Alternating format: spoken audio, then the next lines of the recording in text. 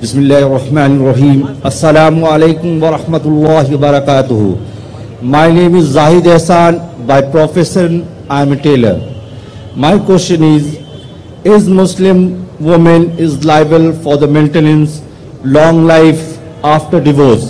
بھائی صاحب کا سوال ہے کہ اسلام میں خواتین کو طلاق کے بعد ڈیورس کے بعد لائف لانگ مینٹیننس ملتا ہے کیا؟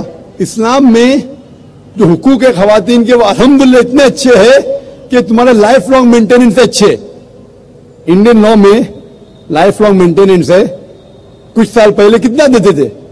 400-500 روپے اور کتنا؟ ابھی ذرا بڑھ گیا گا. وہ کیا ہے؟ اسلام میں مہر ہے. مہر مطلب شادی کے ٹائم پہ ہی مہر مقرر کر سکتے. قرآن کی آیت ہے کہ آپ سونے کا پارٹ بھی دے سکتے. کون سے انڈین کورٹ میں سونے کا پارٹ دیتے لائف لانگ مینٹیننس؟ تو اسلام کے اندر مہر ہے. مہر کی کئی وجہ ہو سکتی. وہ مہر لے کے اپنے والدین کو دے سکتی ہے, اپنے لیے فیوچر کے رہ سکتی ہے, طلاق کے بعد کام آ سکتا ہے. لیکن جب طلاق ہوتا ہے تو عدت کے درمیان جو 3 ماہ ہیں اس کا مینٹیننس شوہر دیتا ہے. اگر ماں پیٹ سے ہے تو جب تک وہ بچہ جنم دیتی ہے اس ٹائم تک اس کا مینٹیننس بھی ہوتا ہے. اور اگر بیوی کے پاس بچے ہیں تو جب تک بچہ بالغ ہوتا ہے اس ٹائم تک بچے کا مینٹیننس شوہر دے گا. لیکن لائف لانگ کیوں نہیں؟ کیونکہ اسلام میں مہر تو اس کا ہے. وہ مہر کچھ بھی پوچھ سکتی ہے. اگر کم پوچھے تو اس کی غلطی. مہر تو مل گیا. کیونکہ ڈیورس ہونے کے بعد عورت واپس سے نئی شادی کر سکتی. اس کے بعد اللہ کے رسول کہتے کہ سب سے بہترین وہی چیریٹی میں جو ماں باپ اپنی ڈیورس بیٹی کو اچھے سے دیکھ بھال کرتے. تو ماں باپ دیکھ بھال کر سکتے, بھائی کر سکتا ہے, بھائی نے کرا تو معاشرہ کرے گا, معاشرہ نے کرے تو اسلامک اسٹیٹ کرے گی. اور اگر کہیں گے کہ شوہر کو دینا چاہیے تو مجھے ایک نیا لیکچر دینے پڑے گا مینز رائٹس ان اسلام, آدمی کے حقوق. کیونکہ امیجن اس کو مہر بھی دینے کا ہے, عدہ کا مینٹیننس بھی دینے کا ہے, لائف لانگ بولیں گے. وہ نئی شادی کرے گا اس کو نیا مہر دینے کا. آدمی پہ ظلم تھوڑی کرنا چاہتا اللہ تعالیٰ. تو آدمی جب مہر دیا, اگر ڈیورس ہو گیا, عورت کا تو اتنے خیال رکھنے والے لوگ ہیں, باپ ہے, بھائی ہے, یا بیٹے ہے, معاشرہ ہے, وہ نئی شادی کر سکتی. اس کا نیا شوہر اس کو دوسرا مہر دے گا. یہ آدمی جو ڈیورس ہو گیا وہ جب نئی شادی کرے گا اس کو نیا مہر دینے کا. تو نیا مہر دینے کا, پرانے بیوی کو مینٹین کرنے کا, تو مجھے نیا لیکچر دینے پڑے گا مینز رائٹس ان اسلام, آدمی کے حقوق. تو اللہ تعالیٰ جسٹ ہے, برابر ہے, عورت اونچی نہیں آدمی سے. آپ سمجھے نا؟ تو اسی لیے اللہ سبحانہ و تعالیٰ نے صحیح انتظام کیا ہے. لیکن خواتین کا خیال بھی رکھا ہے کہ اگر اس کو ضرورت پڑے تو معاشرے کے دوسرے لوگ اس کا خیال رکھیں گے. Hope the answer the question. اگلا سوال مائک نمبر 3 سے خواتین کی اور سے ہوگا. This is Arpita Solomon. I'm a student. My question to you is, was Jesus really crucified or not? Was Jesus Christ crucified or not? Yeah, because I've heard many Muslims saying that he was not crucified. Okay. Sister has asked a common question. She's asking, was Jesus Christ, peace be upon him, crucified or not? For the detailed reply, you can refer to my video cassette. It was the debate between myself and a Christian missionary. Was Christ really crucified? In a nutshell, I give you the reply. According to the Quran says in Surah Nisa, chapter number 4, verse number 157, وَمَا قَتَلُهُ وَمَا قَتَلَبُهُ. They killed him not, neither did they crucify him. وَلَكِنْ شُبِّهَ لَهُمْ. It was only made to appear so. All those who differ are full of doubts. إِلَّا تِبَا ظَنْ, with only conjectures to follow. For assuredly they killed him not. So according to the Quran, he was not crucified, he was not killed. I believe you are a Christian sister, correct? Yes, I am. And Yes, our Bible that's it. says that Jesus So sister, was wait, I haven't completed my answer. Since you are a Christian, you may not believe in the Quran. I keep the Quran aside. I speak from the Bible. I can give you many proofs from the Bible that Jesus Christ, peace be upon him, was not crucified. But this is not a time of a lecture. I just show you one very important sign. If you read the Gospel of Matthew, chapter number 12, verse number 38 to 40, when people ask Jesus Christ, peace be upon him, "Oh Master, show us wonders and miracles." So Jesus Christ, peace be upon him, says, "Ye evil and adulterous generation, no sign shall be given to you except the sign of Jonah.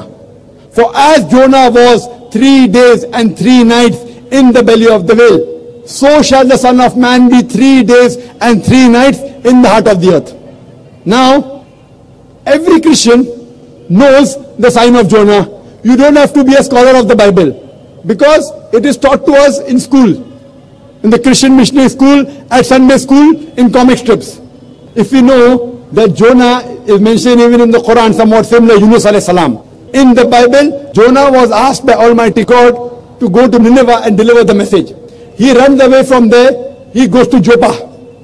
Now while he's going sailing in the ship, a storm comes in the sea. It was the superstition of that time that if a person who runs away from his master, because he disobeys the master, a storm will come. So they take out lots. Who is the one who ran away from the master? So Jonah volunteers. Peace be upon him. He says that I am the person, throw me overboard. So because he volunteers, they don't have to break his arm or leg. And as per the superstition, they throw him overboard. Now when they throw him overboard in the raging sea, as per the story of Jonah, when Jonah was thrown overboard, he was alive. When he is thrown in the sea, he ought to die. In a raging sea, where there is a storm, when someone is put into the storm, in the sea should die, but he does not die because it's a miracle. A fish comes and gobbles up Jonah, he ought to die, he does not die, he's alive. The fish takes him around the sea, 3 days and 3 nights, out of suffocation, the person ought to die. He does not die. It's a miracle. Later on, the fish vomits him out on the shore, he's alive. He's alive, alive, alive, alive. A miracle of a miracle of a miracle of a miracle. So, Jesus Christ, peace be upon him, says, as Jonah was 3 days and 3 nights in the belly of the fish, so shall the Son of Man be 3 days and 3 nights in the heart of the earth. So if Jonah was alive, how should Jesus Christ be in the heart of the earth? After he was taken down from the cross, should he be dead or alive? If he has to be like Jonah, if Jonah was alive, Jesus Christ also should be alive. So this proves that Jesus Christ, peace be upon him, did not die on the cross. He was alive. So this is a way of proving that Jesus Christ, peace be upon him, did not die on the cross, as the Quran says, the same thing. For more details, refer to my debate, was Christ really crucified? Okay, thank you. दूसरी सवाल भी mic number 3 से. My name is Pragati Jaiswal and I'm pursuing MBA right now. Well, as basically I belong from Hinduism, but I believe in humanism. So that is why my question is, like, if I have to marry a Muslim, and should I need to convert it to Muslim or Islam? Sister said that though she is a Hindu, she believes in humanism.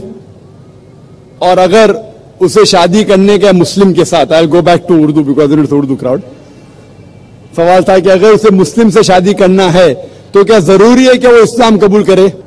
Sister, अगर आप कहते हैं कि आप humanism, इंसानियत में मानते हैं, तो इस्लाम में सबसे पहला चीज है क्या? इंसानियत होना चाहिए आप में, नंबर 1. और एक चीज, अगर गाड़ी चल रही है, एक चाक गाड़ी का ट्रैक्टर का है और एक चाक साइकिल का, तो गाड़ी चल सकती क्या? एक ट्रक का चाक है, एक साइकिल का है, तो गाड़ी चल नहीं सकती. चारों पहिए यकसा होना चाहिए तो गाड़ी चलेंगी. तो इस्लाम के अंदर है कि बुत परस्ती गलत है, एक खुदा को मानो, मोहम्मद सल्लल्लाहु अलैहि वसल्लम को मानो. अगर Sorry to interrupt you, but I would like to say that I do not believe in idol worship. I believe in one supreme power, that is like you call it Allah, I call it Bhagwan. Hinduism में भी लिखा हुआ है कि भगवान एक है, बुत परस्ती गलत है. हिंदुइज्म में और भी लिखा हुआ है. हिंदुइज्म पढ़ेंगे तो आपको मानना पड़ेगा कि एक आखिरी पैगंबर आने वाले हैं जिसका नाम है मोहम्मद सल्लल्लाहु अलैहि वसल्लम. तो अगर आप सच्चे इंसान हैं तो ईश्वर के अलावा, एक खुदा के अलावा, आपको आखिरी पैगंबर में भी मानना पड़ेगा. और आखिरी पैगंबर को जो किताब नाजिल की उसको भी मानना पड़ेगा.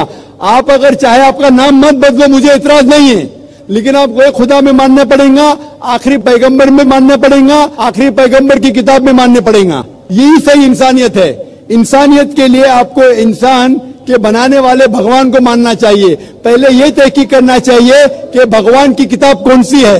आप जब तहकीक करते हैं तो पता लगता है कि भगवान की कई किताबें आ चुकी है, आखिरी किताब है कुरान मजीद. अगर आप सच्चे इंसान हैं तो आपको आखिरी पैगाम जो खुदा का है, ईश्वर का है, भगवान का है, अल्लाह का है, उसको आपको मानना पड़ेगा और उसके आखिरी भेजे हुए पैगंबर को भी मानना पड़ेगा. अगर आप इसको मानते हैं तो आप सच्चे इंसान हैं. और अरबिक में आपको कहा जाएगा मुस्लिम. आपको नाम बदलने की जरूरत नहीं, फिर ही आप सच्चे इंसान हैं. अगर आप सिर्फ एक खुदा में मानते और बुत परस्ती नहीं करते तो आप आधा काम कर रहे, पूरा नहीं कर रहे. Hope that answers the question. अगला सवाल माइक नंबर 3 से. Yes, sir. Actually, what you said, that was not my question. I was not asking something to like to say similarities between Hinduism or Islam. My question was, the girl needs to convert or not? If the girl is not converting, why there is issues have been Sister, I think I gave the answer. You didn't understand Hindi. I gave it in English. I told you, you said you're a good human being. To be a good human being, you don't only have to believe in one God, you have to follow His commandments. If you follow the commandments, you also have to believe in the last messenger, Prophet Muhammad, peace be upon him. If you do not believe, that means you are not a very good human being. I told you that a car cannot run with one wheel being of a truck and the other being of a cycle. How will the vehicle run? When you have a vehicle, sister, so one person believing in part of Islam, one not believing, it's not right. I gave you a reply that it is wrong for a person to marry such a thing. Quran clearly mentions in Surah Baqarah, chapter number 2, verse number 221, that do not marry unbelieving women until they believe. So one thing is, besides not doing idol worship, that is one small part of humanity, sister.